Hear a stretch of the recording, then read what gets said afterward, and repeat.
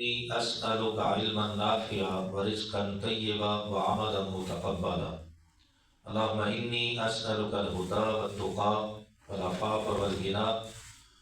اللهم أحسن عاقبتنا في الأمور كلها وأجرنا من خزي الدنيا وعذاب الآخرة.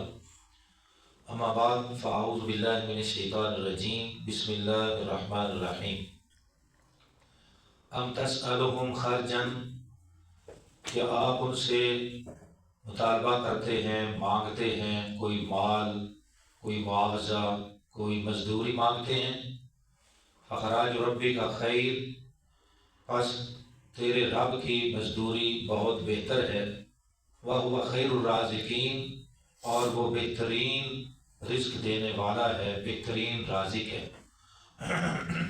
وَإِنَّكَ لَتَدْعُوهُمْ، اور بے شک آپ تو البتہ ان کو بلاتے ہیں، دعوت دیتے ہیں، اِلَى صِرَاطٍ مستقیم، سیدھی راہ کی طرف. سورۃ المؤمنون آیت نمبر 72 اور 73 ہے. بیان ہے ایسی وجوہات کا کہ جن کی بنیاد پر لوگ اور خصوصاً اہل مکہ نبی پاک کی دعوت کو ماننے کے لیے تیار نہیں تھے، اور ان میں کوئی بھی ایسی وجہ نہیں تھی جس کو معقول سمجھا جائے یا جس کی بنیاد پر وہ انکار کر سکتے. ان میں ایک سبب یہ بیان کیا کہ شاید یہ لوگ آپ کو پہچانتے نہیں ہیں، اس لیے آپ کی دعوت نہیں مانتے. تو جواب ملا کہ نہیں، آپ کو اچھی طرح پہچانتے تھے. پھر ایک سبب یہ بیان ہوا کہ شاید آپ کی کوئی دعوت نئی ہے، پیغام نیا ہے. تو جواب ملا کہ نہیں، یہی پیغام ہر نبی اپنی قوم کے پاس لے کر آیا تھا، یہ بھی کوئی سبب نہیں ہے نہ ماننے کا. پھر ایک تیسری وجہ بیان ہوئی کہ شاید آپ کے اندر کوئی دیوانگی ہے، کوئی دماغ کی خرابی ہے، اس لیے آپ ایسی بات کرتے ہیں جو ان کے ذہن میں نہیں آتی. تو پتہ چلا کہ آپ کا دماغ، آپ کا عقل، شعور سب سے بہتر ہے، اور کوئی شخص بھی یہ ماننے کے لیے تیار نہیں تھا کہ آپ میں کوئی دیوانگی ہے. اور اس آیت میں چوتھا سبب یہ بیان کیا گیا ہے کہ کیا آپ ام تسألهم خرجا، کہ آپ ان سے کوئی اپنی دعوت کا اور ان کو جو پیغام دیتے ہیں، ٹائم دیتے ہیں اور ان کو تبلیغ کرتے ہیں، اس تبلیغ کا آپ ان سے کوئی معاوضہ مانگتے ہیں، آپ ان سے کوئی تنخواہ مانگتے ہیں، کوئی مزدوری مانگتے ہیں کہ یہ سمجھتے ہیں کہ ہم یہ مزدوری دے نہیں سکتے لہٰذا ہمیں یہ دعوت نہ دو. تو فرمایا کہ ایسی کوئی بات نہیں ہے، نبی پاک ان سے ایک ٹکا دینے کے روادار نہیں تھے.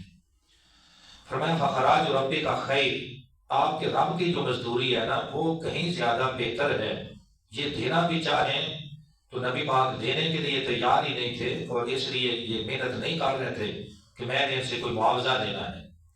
تقریباً ہر نبی نے یہ بات اپنی قوم سے کہی. نوح علیہ السلام نے کہا ما سألتکم علیہ من اجر ان اجری الا علی اللہ، کہا میری قوم میں جو تم کو صبح و شام دعوت دیتا ہوں، پیغام دیتا ہوں اللہ کی توحید کا، اور تمہاری لیے نصیحت کرتا ہوں، خیر کا پیغام تمہیں پہنچا رہا ہوں، صبح و شام ٹائم دے رہا ہوں، تو اس کے بدلے میں تم سے کوئی مزدوری نہیں مانگتا، میرا کوئی مطالبہ نہیں ہے کہ اس کا مجھے صلہ دو. ان اجری الا علی اللہ، اس کا صلہ میرے رب کے ذمہ ہے، اسی نے میری ڈیوٹی لگائی ہے اور اسی نے مجھے نبی بنایا ہے، اسی نے مجھے یہ پیغام دیا ہے، لہذا وہی میری مزدوری دے گا. اور یہاں نبی پاک کو فرمایا ام تسألهم خرجا، کہ آپ ان سے کوئی تنخواہ مانگتے ہیں کہ یہ دے نہیں سکتے. فرمایا نہیں، فخراج ربی کا خیر، تیرے رب کی تنخواہ اور تیرے رب کا صلہ، تیرے رب کی مزدوری کہیں زیادہ بہتر ہے. مکے کے کافر اس بات کو جانتے تھے کہ نبی پاک نبوت ملنے سے پہلے اچھے خاصے امیر تھے، کاروبار کرتے تھے، تجارت کرتے تھے. پھر جب حضرت خدیجہ سے نکاح بھی ہو گیا تو اور زیادہ امیر ہو گئے. حضرت خدیجہ نے بھی اپنا مال سارا نبی پاک کی قدموں میں ڈھیر کر دیا کہ جہاں چاہو خرچ کر لو. تو نبی پاک نے وہ سارا مال اللہ کی راہ میں اور غریب اہل ایمان پر اور اپنے خاندان کے غریب افراد پر اور دین کی راہ میں وہ سارا مال خرچ کر دیا، اور پھر نبی بننے کے بعد کاروبار چھوٹ گیا، تجارت جو کر رہے تھے وہ بھی ختم ہو گئی، جو مال حضرت خدیجہ نے دیا تھا وہ بھی ختم ہو گیا، اور مزید کوئی ایسا ذریعہ آمدن بھی نہیں تھا کہ جس کی بنیاد پر آپ اپنی ضرورتوں کو پورا کرتے۔ مگر ان ساری باتوں کے باوجود نبی پاک نے کبھی بھی کسی کافر سے کوئی مطالبہ نہیں کیا۔ فرمایا فخراج ربی کا خیر، تیرے رب کی مزدوری سب سے بہتر ہے، اور اس سے بڑھ کر اور کیا ہو سکتا ہے؟ فَهُوَ خَيْرُ الرَّازِقِينَ، وہ رب سب سے بہتر رزاق ہے، سب سے بہتر رزق دینے والا ہے۔ کفار مکہ کو یہ بات سمجھا دی کہ یہ تمہاری اگر ایسی کوئی سوچ ہے تو یہ ذہن سے نکال دو، اس لیے کہ میں اپنے نبی کی ضرورتوں کو خود پورا کرتا ہوں۔ اور یہاں تک دعوت کی بات ہے، فرمایا وَإِنَّكَ لَتَدْعُوهُمْ إِلَىٰ صِرَاطٍ مُسْتَقِيمٍ، آپ ان کو دعوت دیتے ہیں صراط مستقیم کی طرف۔ تو ہر نبی نے اپنی قوم کو صراط مستقیم کی طرف دعوت دی، اور قوم کے جو لیڈر تھے، رہنما تھے، وہ ان کو لے کر جاتے تھے ٹیڑھے راستے کی طرف، شیطانی راہوں کی طرف، گمراہی کی طرف۔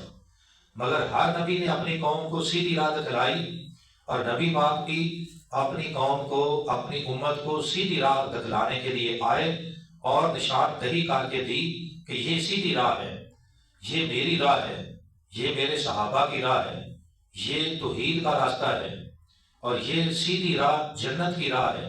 اس کو چھوڑ کر اگر دائیں بائیں جاؤ گے تو فرمایا کہ ہر اس راستے پر جو سیدھی راہ سے ہٹ گیا اس پر شیطان بیٹھا ہے، اور وہ شیطان تمہیں اس راہ پر چلا دے گا جو سیدھا جہنم میں لے جائے گی۔ اس لیے فرمایا کہ کتاب و سنت، ایک اللہ کی کتاب اور ایک میری سنت اور میرے صحابہ کا طریقہ، اس کو اپنا لو، یہی سیدھی راہ ہے، اور میں تمہیں اسی سیدھی راہ کی طرف بلاتا ہوں۔ وَإِنَّكَ لَتَدْعُوهُمْ، بے شک آپ ان کو دعوت دیتے ہیں إِلَىٰ صِرَاطٍ مُسْتَقِيمٍ، سیدھے راستے کی طرف۔ ہم ہر نماز میں یہ دعا مانگتے ہیں سورۃ الفاتحہ میں، اهدنا الصراط المستقیم، کہ یا اللہ ہم کو سیدھی راہ پر چلانا۔ تو سیدھی راہ پر چلنے کے لیے دعا مانگنا بھی ضروری ہے، ہر نماز میں ہم مانگتے ہیں، مگر اس کے ساتھ ساتھ سیدھی راہ کو تلاش کرنا کہاں سے ملے گی؟